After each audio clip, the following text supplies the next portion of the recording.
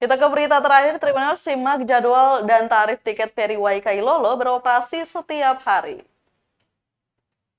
Bagi Anda yang berada di Pulau Ambon yang ingin melakukan penyeberangan ke Pulau Haruku, Anda bisa menggunakan jasa penyeberangan Ferry Waikailolo.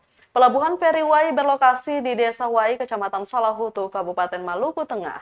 Pelayarannya menuju Kailolo dilayani KMP Teluk Ambon yang beroperasi setiap harinya. KMP Teluk Ambon berangkat dari Pelabuhan Penyeberangan Wai sekitar pukul 10 pagi. Berikut daftar tarif tiketnya. Penumpang dewasa Rp12.000, penumpang anak Rp10.000, kendaraan golongan 2 Rp11.700, kendaraan golongan 4 Rp73.615, kendaraan golongan 5 Rp110.560.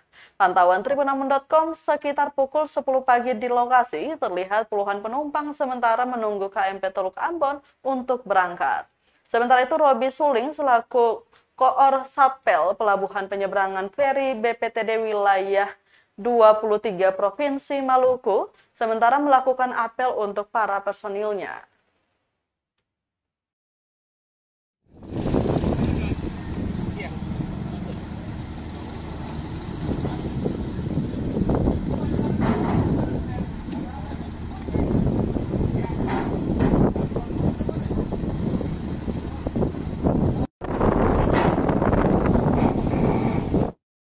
Terima kasih sudah nonton.